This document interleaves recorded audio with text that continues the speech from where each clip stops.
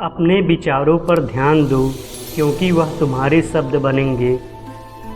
अपने शब्दों पर ध्यान दो, क्योंकि वह तुम्हारे कर्म बनेंगे। अपने कर्मों पर ध्यान दो, क्योंकि वह तुम स्वयं बनोगे।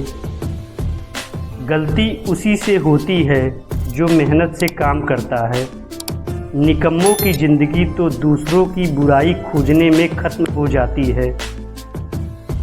इज्जत इंसान की नहीं होती है, ज़रूरत की होती है। ज़रूरत खत्म, इज्जत खत्म। बोलना सीखिए, वरना ज़िंदगी भर सुनना पड़ेगा। उड़ने में बुराई नहीं है, आप भी उड़े, लेकिन उतना ही जहाँ से ज़मीन साफ दिखाई देती हो। सिर्फ वो लोग आपकी परवाह करते हैं जो आपको तब भी सुन सकते हैं जब आप चुप होते हैं। चिंता उतना ही करिए जितने में काम हो जाए, उतना नहीं कि ज़िंदगी ही तमाम हो जाए। आप अपने शब्दों को चाहे जितनी भी समझदारी से बोलिए, लेकिन सुनने वाला अपनी योग्यता और अपने मन के विचारों के अनुसार उसका मतलब निकालता है। यकीन करो, जो तुम्हें भूल चुका है वो भी याद करेगा, बस उसके मतलब के दिन आने दो। कहानी ज़िंदगी की यही है, इसमें मनचाहा किरदार नहीं मिलता। ज़िंदगी तो अपने दम पर ही जी जाती है, दूसरे के कंधों पे तो सिर्फ जनाजे उठाए जाते हैं। आपकी मुस्कान आपके चेहरे पे भगवान के हस्ताक्षर हैं, उसे अपने आंसुओं से धुलने या क्रोध से मिटने ना दें। कोई भी व्यक्ति हमारा मित्र या शत्रु बनकर संसार में नहीं आता।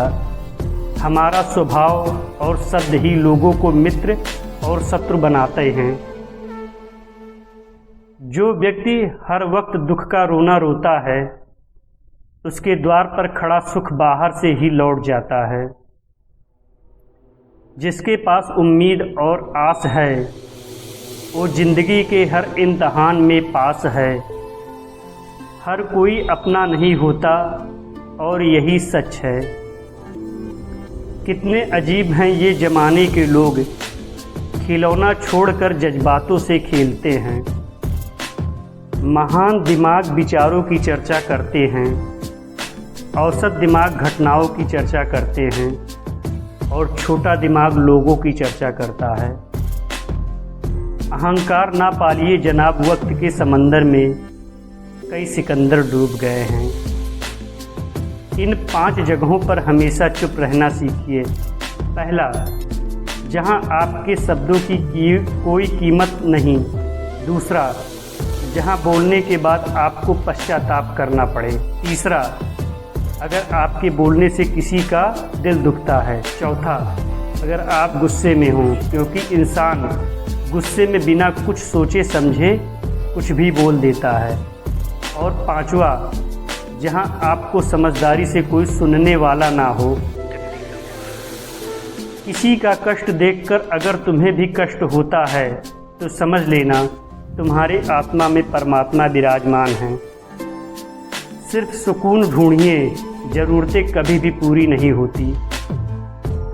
ज़िंदगी में सारा झगड़ा ख्वाहिशों का है।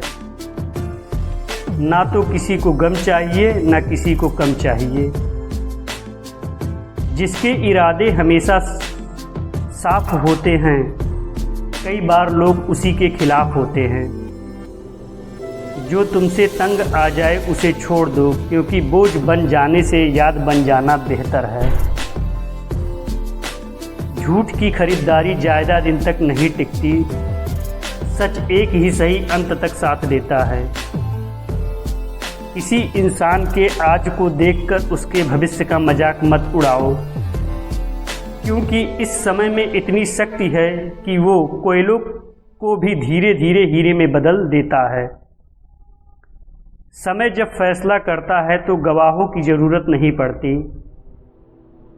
इंसान का काम तमाम करने वाला शब्द कल करूँगा ना तो अधिक बोलना अच्छा है, ना ही ज़रूरत से ज़्यादा चुप रहना। जैसे बहुत अधिक वर्षा होना भी अच्छी बात नहीं है और बहुत अधिक धूप भी अच्छी नहीं होती।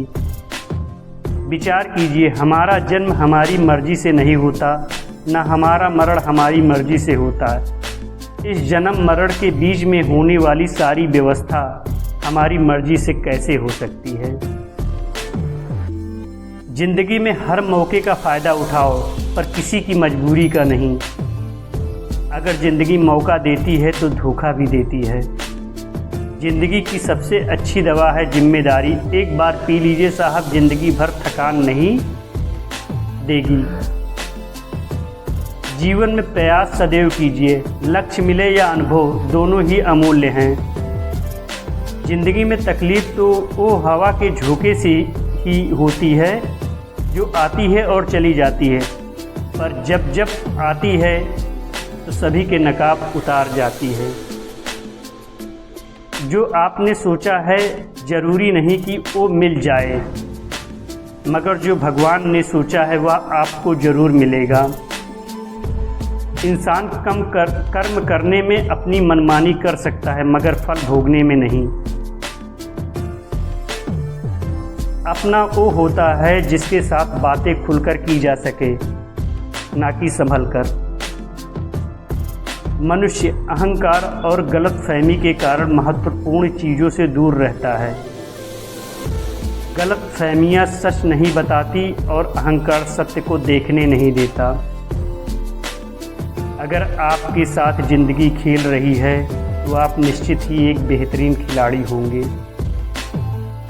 ज़िंदगी का काम है ठोकर मारना, बिखरना या निखरना, ये तो आप पर निर्भर करता है। आज तुम्हारे जीवन में कितनी मुसीबतें हैं, इससे कोई फ़र्क नहीं पड़ता। फ़र्क पड़ता है तो बस इस बात से कि तुम उसका सामना कैसे करते हो। मनुष्य को इस संसार में जो भी मिलता है उसमें उसको खुश रहना चाहिए। जो नहीं मिला है उसके लिए दुख नहीं मनाना चाहिए। इंसान ने जितना उसके लिए सोचा है, भगवान ने उसके लिए उससे ज़्यादा सोच कर रखा है। इसलिए कभी भी किसी चीज़ के बारे में चिंता मत करो। प्रभु श्री राम ने घर में विरोध सहा है, कान्हा ने भी समाज में बहुत सहा है, और ये आपके साथ भी होगा।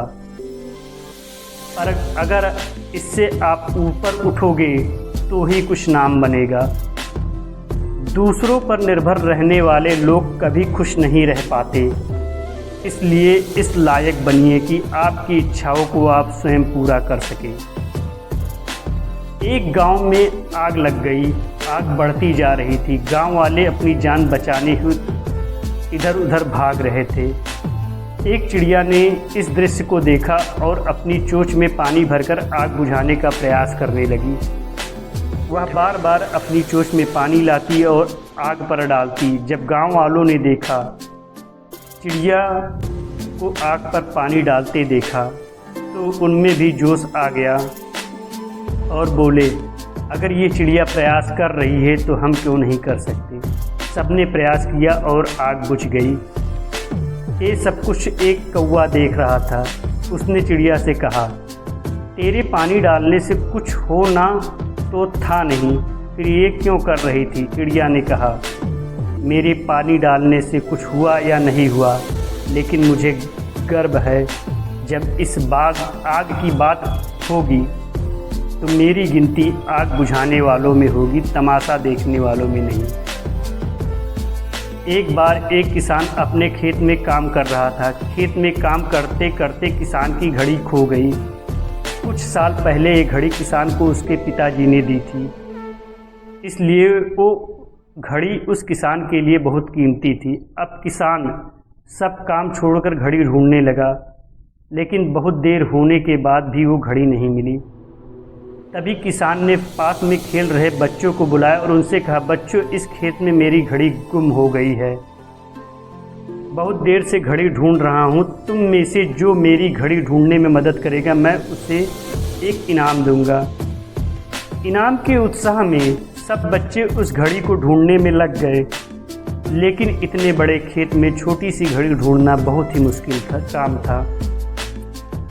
कुछ घंटों बाद सब बच्चे जाने लगे। किसान ने भी अपनी उम्मीद छोड़ दी, वो भी घर जाने की तैयारी कर रहा था। आखिर में एक बच्चा किसान के पास आया और बड़े प्रोत्साहन से कहा कि सब बच्चे चले गए, बस मुझे थोड़ी देर और घड़ी ढूंढने दीजिए। किसान ने कहा ठीक है, मैं कुछ देर बाद आता हूँ, तुम देखो तब तक घड़ी मिलती है या नहीं। किसान जब 20 मिनट बाद आया तब बच्चे के हाथ में घड़ी थी। किसान आश्चर्यचकित हो गया और बच्चे से पूछा इतनी जल्दी तुमको घड़ी कैसे मिली। बच्चे ने कहा सब जा चुके थे, अब इतनी शांति थी कि मैं धीरे धीरे पूरे खेत में घूमकर सुनने लगा। जैसे ही शांति में मुझे आवाज़ सुनाई दी वैसे मुझे पता लग गया घड़ी कहाँ पर है। दोस्तों, ये कहानी शांत दिमाग का बहुत ही बढ़िया उदाहरण है। जब हमारा दिमाग शांत होता है, हर बड़ी चिंता खत्म हो जाती है और आसपास का शोर भी खत्म हो जाता है, तो हमारा दिमाग अपने आप काम करता है और हमें सही दिशा दिखाता है। दोस्तों, इस वीडियो में बस इतना ही। जल्दी मिलते हैं हम और भी ज्ञानवर्धक वीडियो के साथ। कृपया हमारे चैनल को सब्सक्राइब और लाइक ज़रूर करें। आपके सहयोग से हमारा मनोबल बढ़ता है। धन्यवाद।